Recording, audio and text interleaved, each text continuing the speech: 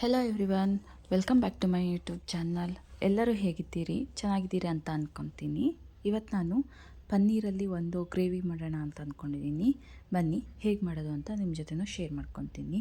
ಫಸ್ಟಿಗೆ ಇಲ್ಲೊಂದು ಬಾಣಲೆ ಇಟ್ಕೊಂಡಿದ್ದೀನಿ. ಅದಕ್ಕೆ ಸ್ವಲ್ಪ ಎಣ್ಣೆ ಹಾಕ್ಕೊಂಡು, ಎಣ್ಣೆ ಕಾದ ನಂತರ ಚಕ್ಕೆ ಲವಂಗ ಮತ್ತು ಬೇ ಲೀಫ್ ಹಾಕ್ಕೊಂಡಿದ್ದೀನಿ. ಆಮೇಲೆ ಒಂದು ಆನಿಯನ್ನ ಸಣ್ಣ ಸಣ್ಣದಾಗಿ ಹೆಚ್ಚು ಹಾಕ್ಕೊಂಡಿದ್ದೀನಿ.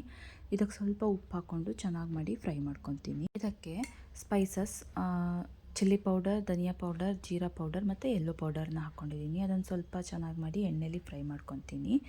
ನೀವು ಈ ಟೈಮಲ್ಲಿ ಬೇಕಾದ್ರೆ ಶುಂಠಿ ಬೆಳ್ಳುಳ್ಳಿ ಪೇಸ್ಟ್ ಹಾಕ್ಕೋಬೋದು. ನನ್ನ ಹತ್ರ ಪೇಸ್ಟ್ ಇರಲಿಲ್ಲ, ಅದಕ್ಕೆ ನಾನು ನೆಕ್ಸ್ಟ್ ಟೊಮೆಟೊ ಜೊತೆ ರುಬ್ಬಿಬಿಟ್ಟು ಇದಕ್ಕೆ ಹಾಕ್ಕೊತೀನಿ. ಇವಾಗ ನಾ ಇಲ್ಲಿ 2 ಟೊಮೆಟೊ ಮತ್ತು ಶುಂಠಿ ಬೆಳ್ಳುಳ್ಳಿನ ಪೇಸ್ಟ್ ಮಾಡಿ ಇದಕ್ಕೆ ಸೇರಿಸ್ಕೊಂಡಿದ್ದೀನಿ. ಇವಾಗ ನಾ ಇದನ್ನು ಚೆನ್ನಾಗಿ ಮಾಡಿ ಫ್ರೈ ಮಾಡ್ಕೊತೀನಿ. ಇದು ಎಣ್ಣೆಯಲ್ಲಿ ಚೆನ್ನಾಗಿ ಫ್ರೈ ಆಗಿ ಎಣ್ಣೆ ಬಿಡಬೇಕು, ಅಲ್ಲಿ ತನಕ ಇದನ್ನು ಚೆನ್ನಾಗಿ ಫ್ರೈ ಮಾಡ್ಕೊತೀವಿ. ಇದರಲ್ಲಿ ಶುಂಠಿ ಬೆಳ್ಳುಳ್ಳಿ ಇರೋದ್ರಿಂದ ಅದ್ರ ಸ್ಮೆಲ್ ಸಹ ಹೋಗಬೇಕು. ಸೊ ಅಲ್ಲಿ ತನಕ ಚೆನ್ನಾಗಿ ಮಾಡಿ ಫ್ರೈ ಮಾಡ್ಕೊಳ್ಳೋಣ ಇದನ್ನು.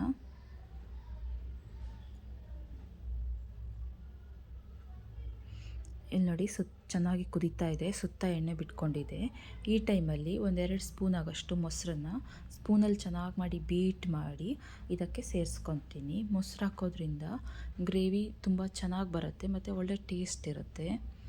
ಈ ರೆಸ್ಟೋರೆಂಟ್ ಸ್ಟೈಲ್ ಟೇಸ್ಟ್ ಬರುತ್ತೆ, ಅದಕ್ಕೋಸ್ಕರ ಮೊಸರು ಹಾಕೋದು. ಈಗ ಮೊಸರು ಹಾಕಿ ಚೆನ್ನಾಗಿ ಮಾಡಿ ಫ್ರೈ ಮಾಡ್ಕೊಳ್ಳೋಣ. ಇಲ್ಲಿ ನೋಡಿ, ಚೆನ್ನಾಗಿ ಫ್ರೈ ಆಗ್ತಾಯಿದೆ. ಇವಾಗ ಗಟ್ಟಿಯಾಗಿದೆ. ಇದಕ್ಕೆ ಅದು ಫುಲ್ಲು ಗಟ್ಟಿಯಾಗಲಿ, ಅಲ್ಲಿ ತನಕ ಇದನ್ನು ಫ್ರೈ ಮಾಡ್ಕೋಬೇಕು.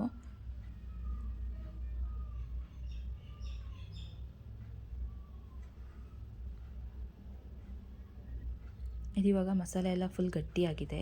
ಇದಕ್ಕೆ ನಾನಿವಾಗ ನನಗೆ ಎಷ್ಟು ಗ್ರೇವಿ ಬೇಕು ನೋಡಿ ಅಷ್ಟು ನೀರು ಸೇರಿಸ್ಕೊತಾ ಇದ್ದೀನಿ. ಇಟ್ಕೊಂಡು ಇವಾಗ ಈ ಮಸಾಲೆ ಒಂದು ಕುದಿ ಬರೋಕ್ಕೆ ಬಿಡೋಣ. ಇದು ಚೆನ್ನಾಗಿ ಒಂದು ಕುದಿ ಬರಬೇಕು ಇವಾಗ. ಇಲ್ಲಿ ನೋಡಿ, ಚೆನ್ನಾಗಿ ಕುದಿ ಬರ್ತಾಯಿದೆ. ಇವಾಗ ನಾನಿಲ್ಲಿ ಒಂದು ಹಸಿಮೆಣಸನ್ನು ಹಾಗೆ ಕಟ್ ಮಾಡಿ ಹಾಕ್ಕೊಂಡಿದ್ದೀನಿ. ಇದಕ್ಕೆ ನಾನು 200 ಗ್ರಾಮ್ ಆಗೋಷ್ಟು ಪನ್ನೀರ್ ಸೇರಿಸ್ಕೊತಾ ಇದ್ದೀನಿ. ನೀವು ಹೊರಗಡೆ ಪನ್ನೀರ್ ಇಲ್ಲ ಅಂದರೆ ಮನೇಲಿ ಮಾಡಿರೋ ಫ್ರೆಶ್ ಪನ್ನೀರ್ ಯಾವ್ದು ಬೇಕಾದ್ರೂ ಯೂಸ್ ಮಾಡ್ಬೋದು. ಇದು ನಾನು ಮನೆಯಲ್ಲೇ ಮಾಡಿರೋ ಪನ್ನೀರು.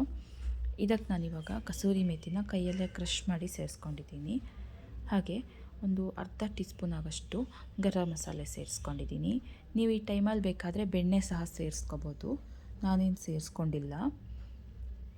ನೋಡಿ, ನೋಡಿ ನಮ್ಮದು ಪನ್ನೀರ್ ಮಸಾಲ ರೆಡಿಯಾಗಿದೆ. ಸೇಮ್ ಹೋಟೆಲ್ ಸ್ಟೈಲ್ ಥರನೇ ಇರುತ್ತೆ.